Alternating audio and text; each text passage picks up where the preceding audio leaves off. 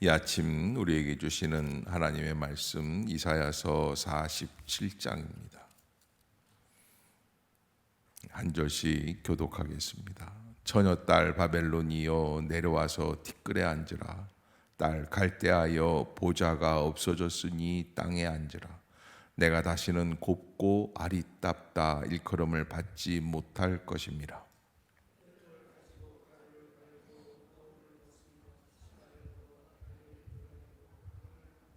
내 속살이 드러나고 내 부끄러운 것이 보일 것이라. 내가 보복하되 사람을 아끼지 아니하리라.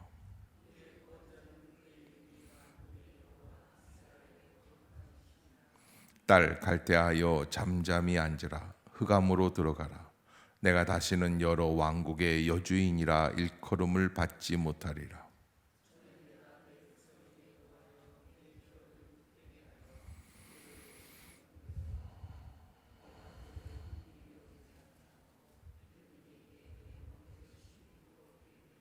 말하기를 내가 영영이 여주인이 되리라 하고 이 일을 내 마음에 두지도 아니하며 그들의 종말도 생각하지 아니하였도다.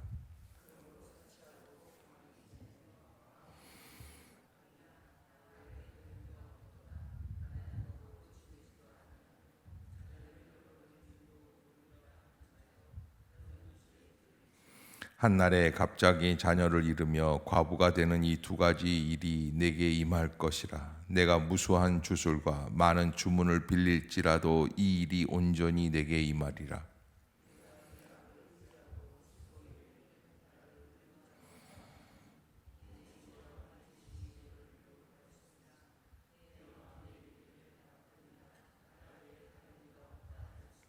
재앙이 내게 임하리라. 그러나 내가 그 근원을 알지 못할 것이며 손해가 내게 이르리라. 그러나 이를 물리칠 능력이 없을 것이며 파멸이 호련히 내게 임하리라. 그러나 내가 알지 못할 것이니라.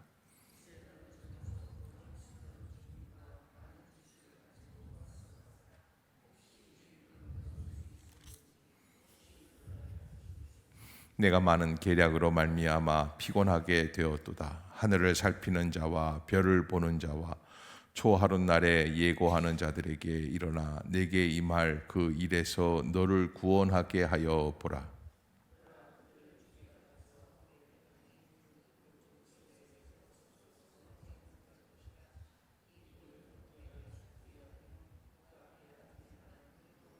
함께 봅니다.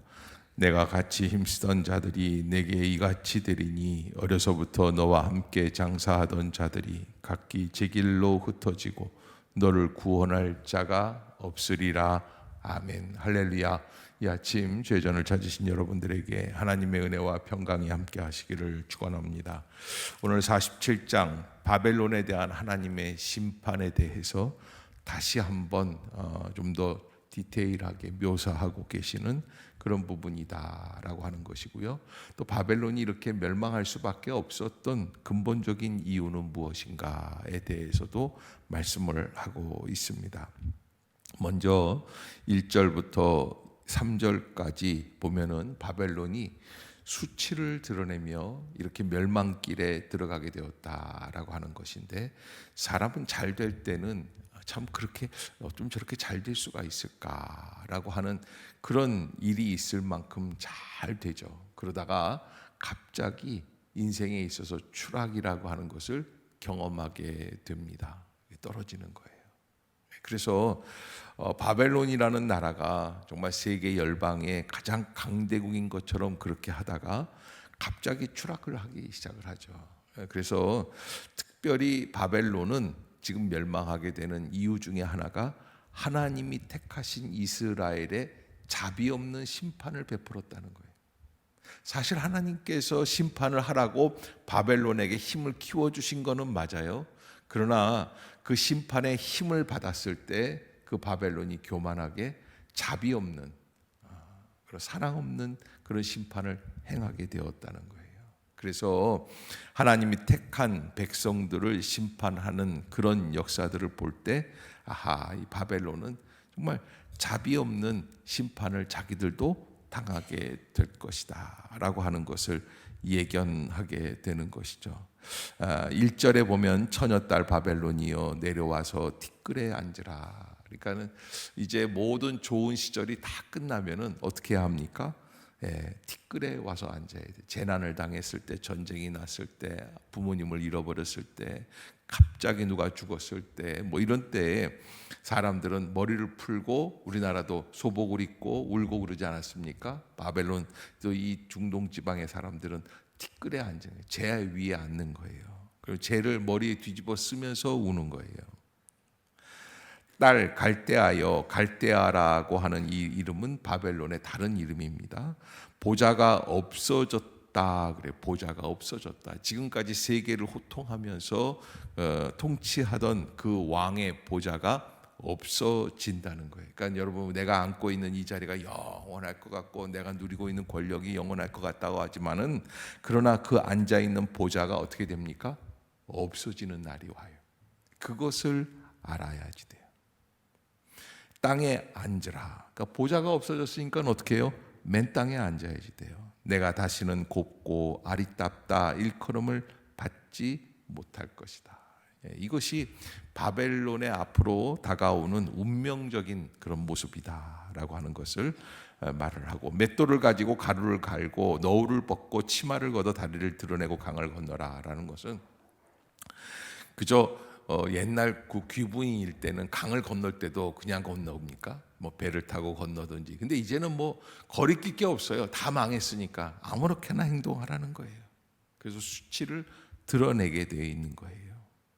그러면 4절부터 보면은 하나님께서 하시는 말씀이, 하나님 편에서 우리의 구원자는 그의 이름이 만군의 여호와 이스라엘의 거룩한 이시니라, 그렇게 되어 있어요. 우리의 구원자는, 그러니까 지금까지 바벨론은 자기가 세계의 구원을 일으킨다고 그랬어요. 로마도 마찬가지예요. 로마가 망할 때, 로마가 한참 번성할 때 무슨 일이 있었냐면 팍스 로마라고 그래서, 팍스 로마라는 것은 뭐냐면 로마가 만들어 온, 로마가 가지고 온 평화라는 건데, 로마가 세계를 다 점령하니까 세계에 전쟁이 있어요, 없어요? 없어요.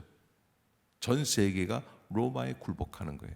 지금 팍스 아메리카라고 하는 이야기가 나오죠. 미국이 세계를 점령하고 미국의 평화를 과시하고 있다.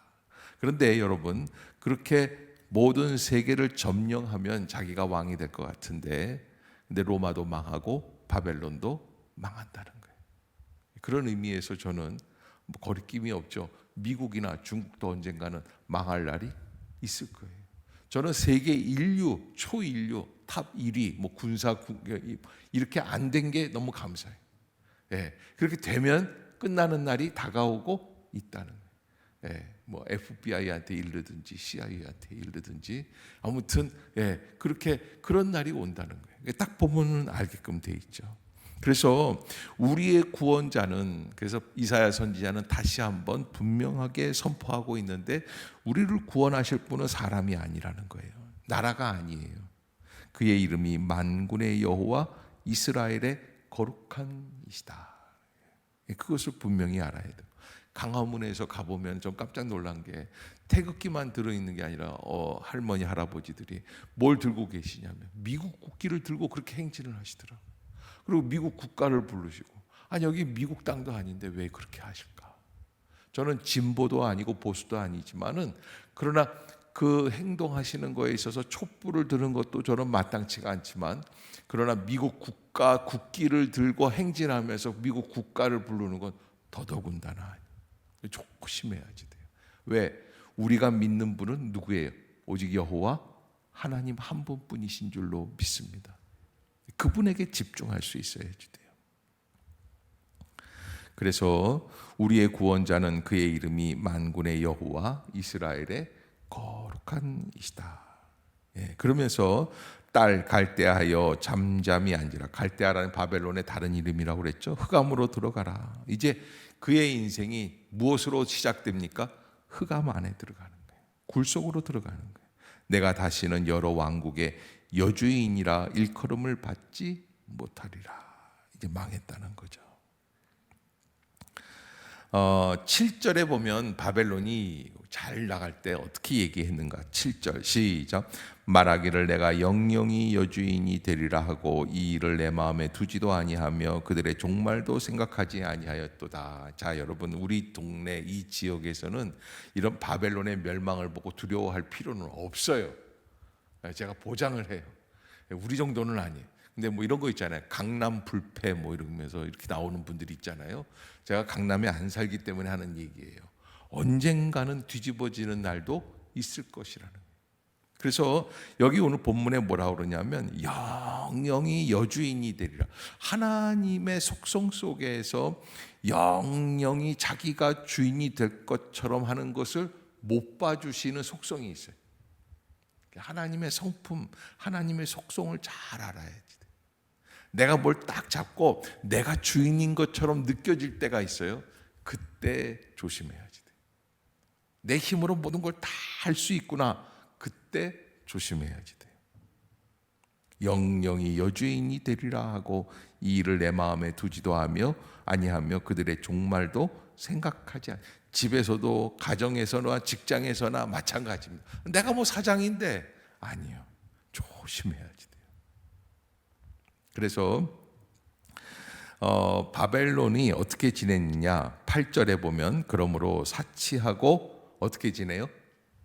그냥 푹 안심하고 놀았단 말이에요. 마음에 이르기를 나뿐이라 나 외에 다른 이가 없도다. 사실 나 외에 다른 이가 없다는 건 누가 하시는 말씀이에요?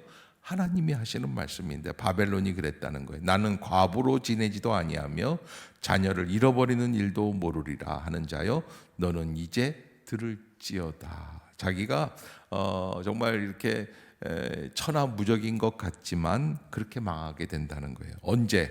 9절에 보면 한날 하요음이라고 하는 욤 그날의 사상이에요.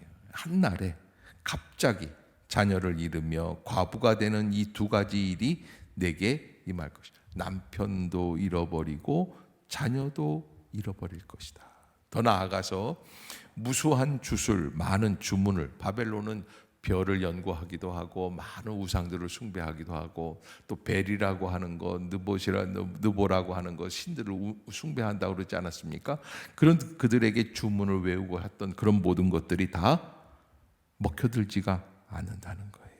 멸망한다는 거예요. 11절 시작. 재앙이 내게 임하리라. 그러나 내가 그 근원을 알지 못할 것이며 손해가 내게 이르리라. 그러나 이를 물리칠 능력이 없을 것이며 파멸이 호련히 내게 임하리라. 그러나 내가 알지. 그러니까 여러분 재앙이 내게 임하리라. 그런데 더 무서운 거는 내가 왜 이런 재앙을 당하는지 이유를 알아요, 몰라요? 모른다는 거예요. 그 근원을 모른다는 거예요. 여러분 당시의 고대 과학, 철학 모든 것들이 소크라테스가 뭐라고 그랬다고요? 내 자신을 알라는 거예요. 그게 무슨 이야기냐면 본질을 알라는 거거든요. 본질을 알라는 거예요. 네가 뭔지는 알아야 돼요. 그래서 소크라테스가 하는 말이 아니 아테네 시장 안에서 어쩌면 다 이렇게 무식하냐. 그래서 뭐가 무식한데? 그러니까 우리가 다 많은 걸 아는데 너희들이 아는 것 같은데 사실은 너희 자신을 모르는 거야. 그래서 소크라테스한테 질문을 하는 거예요. 사람들이 너는 아냐. 나는 적어도 내가 모른다는 것은 안다. 되게 웃긴 얘기인데 자기는 자기가 모른다는 것 정도는 안다는 거예요. 그렇게 얘기하더라고요. 그런데 아테네 사람들은 자기가 모르고 있는 사실조차도 모르고 뭘 모르느냐라는 거는 그게 바로 근원을 모른다는 거예요. 본질을 모른다는 거예요. 여러분 이게 무슨 재앙이 임했는데 이 재앙의 본질이 무엇 때문인지를 알아야 다음에 다시 겪지를 않죠. 근데 그런 걸 모른다는 거예요. 대책이 없는 거예요. 손해가 내게 이르리라. 그러나 막을 능력이 없어요. 물리칠 능력이 없어요. 파멸이 호련히 내게 임하리라. 그러나 파멸하는 것조차도 알아요, 몰라요? 모른다는 거예요. 그게 바벨론에 임한 그런 파멸의 역사다라는 것이죠. 자, 그래서 이 12절에 보면 이렇게 말을 합니다. 이제 너는 젊어서부터 힘쓰던 주문과 많은 주술을 가지고 맞서보라. 혹시 유익을 얻을 수 있음지, 혹시 놀라게 할 수 있을는지. 그러면서 13절 한번 읽어봅시다. 시작. 내가 많은 계략으로 말미암아 피곤하게 되었도다. 하늘을 살피는 자와 별을 보는 자와 초하룻 날에 예고하는 자들에게 일어나 내게 임할 그 일에서 너를 구원하게 하여 보라. 여러분, 별을 연구하다가 보니까는 예측을 하게 돼요. 기상이라든지. 여러분, 과거에는 지금부터 100년 전만 해도 기상만 제대로 예측해도 농사 짓는 거라든지 살아가는데 어려움이 없어요. 저희 어렸을 때만 해도요, 무슨 전국 체육대회, 전국 연합체육대회, 우리나라 이제 그 국가 전체 체육대회를 하는 거예요. 제가 있던 고향이 인천에서 무슨 그런 일들이 벌어진다. 전국체전이 이제 인천에서 있다 그러면 저희가 다 나가서 동원이 돼야 돼요. 그리고 응원을 해야 되고 마스게임이라는 걸 해야 돼요. 그래서 짝짝이 이런 거 다 갖고 있어요. 짝짝짝짝짝 그러면서 체육복 갈아입고 왔다 갔다 이렇게 해가지고서 이렇게 색깔 바꾸고 이런 걸 해야 돼요. 그런데 그렇게 했는데 하러 나갔는데 일기예보를 모르니까 그래서 비가 와가지고서는 집으로 그냥 와야 됐던 적들이 여러 번이에요. 소풍도 그렇고. 그런데 바벨론은 어느 정도냐면 이 날씨를 연구할 수 있는, 예측할 수 있는 능력들이 있었다는 거예요. 이건 그때 당시로 보면은 신적인 능력이에요. 그런데 그렇게 해보라는 거예요. 니들이 갖고 있는 기술로 한번 해보라는 거예요. 돼요? 여러분, 2023년도도 아직도 안 돼요. 될 수가 없어요. 많은 계략으로 별을 보는 자와 초하룻 날 아래 예고하는 자들에게 내게 임할 그 일에 대해서 너를 구원하게 하여 보라. 구원할 방법이 있다 없다? 인간 안에는 없다라는 거예요.